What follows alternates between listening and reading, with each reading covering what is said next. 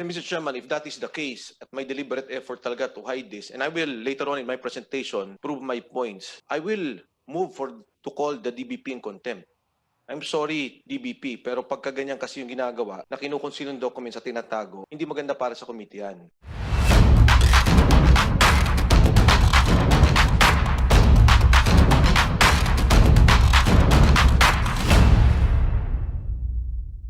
Namura, ano? Mr. Chairman, Yes. just a quick question to the DBP.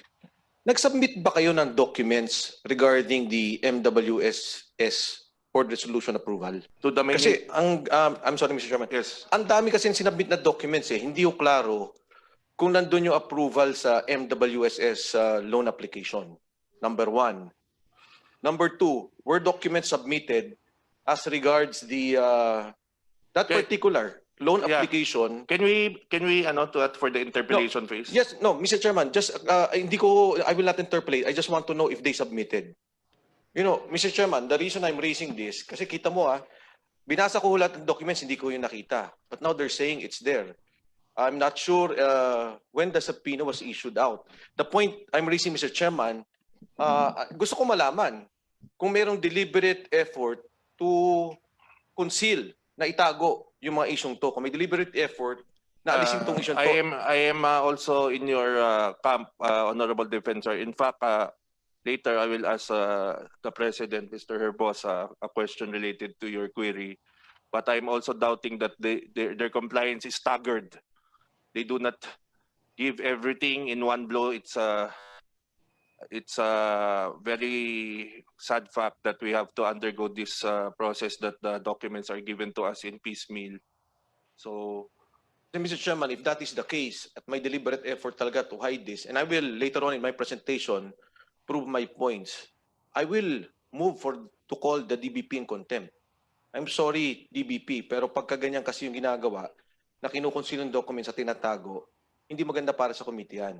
And Mr. Chairman, again, I'm sorry, but officially, you already issued a subpoena. yes. Pagka I po did. ito hindi sila nag-comply o nagtatago o dinadaan-daan ang pagbibigay ng dokumento, it is now already a challenge to this committee, to you as chairman, and to the collective membership of Congress. Sa atin na po lahat, pagka ganyan na yung nagiging postura. That's all, Mr. Chairman. Thank you, Honorable Defensor.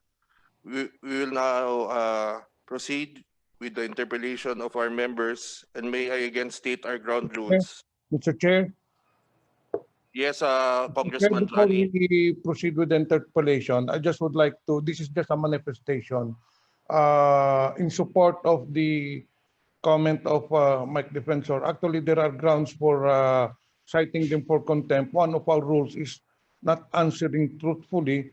That is a ground for a contempt, no? Okay. Precisely because I believe that. Are you making a motion already? No, not yet. But I'm just laying the ground, Mr. Chair. No Okay. further comment, Mr. Chair. Okay, thank you, Vice Chair. I'd like to ask first to resolve this issue. DBP President Emmanuel Herbosa, are you on Zoom, sir? Good morning. Okay. Good morning. Good morning, Your Honor, Yes. Chairman Mike, and hello to our honorable congressman. I'm here. I've been listening in. Yes, sir. At your service. This, as Honorable Defensor said, we need to protect the integrity of the House. And as committee chairman, I am totally agreeing with him. As you can see, the committee has undergone some allegations. So you remember in the last hearing, you committed to give all the documents possible in 1 month's time. And the compliance as checked by our COMSEC is not totally 100%. And I only have one question, two questions. Yes. The first is, are you aware of any employee or officer that reported to Malacanang that you have already 100% fully complied with all in the last month after the hearing? are you aware? Because there is a report to Malacanang that uh, the committee, we reported that the committee cannot proceed. It's all in open hearing that cannot proceed without the documents because the documents are vital to the conduct of this hearing. And it was reported by DBP to Malacanang that you have fully complied all the documents. So it's not in their court. The ball is with Congress. Are you aware of that, Mr. Bosa? Your Honorable Chair, everything that goes out of DBP, insofar as my management team is concerned, is known by me. So to my knowledge, there's no one in my management team who has gone to Malacanang and made that manifestation.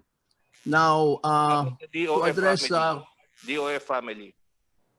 I don't know if there's anyone from the DOF family either.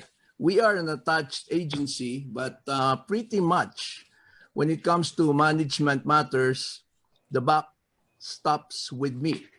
Yes. And so you're if I denying may that, also, yes, sir. yes, so you're saying that nobody informed Malacanang that we already have all the documents, and you are wondering why we cannot proceed since we already have all the documents.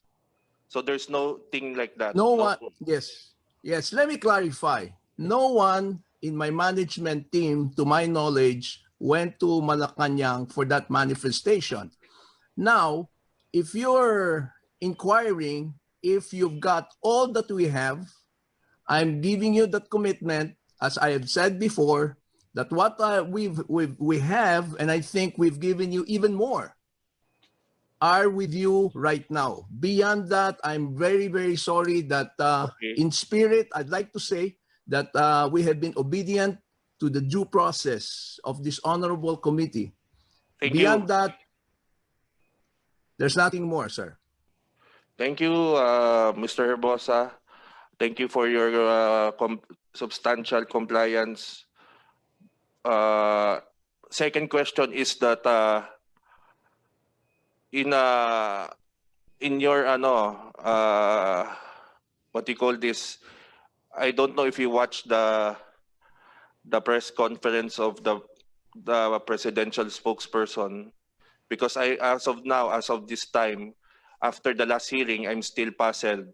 I'm asking you now point blank, of the loans of the Lopez Group, is there collateral involved in those loans?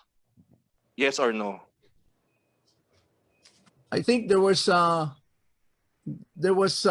collateral. If I recall, there was some collateral, but as I said, in the granting of the loans to the Lopez Group at the time, it was all on the project merits, which we continue to do so. Okay. We continue, Thank you. excuse Thank me, you, sir. to apply the same credit standards. Thank you, sir. We will now proceed with the interpellations from our members. And may I again state our ground rules. Interpellations should be limited to the issues raised in the subject resolution, and members should refrain from asking questions already answered. Interpellators is given 20 minutes per round to ask questions or state comments, manifestation, and answers will be included in the time allotted. We will recognize interpellations on a first to register basis. We have a Viber group, or you can confer with the COMSEC, and that is all. So first on the list is the sponsor and co-author,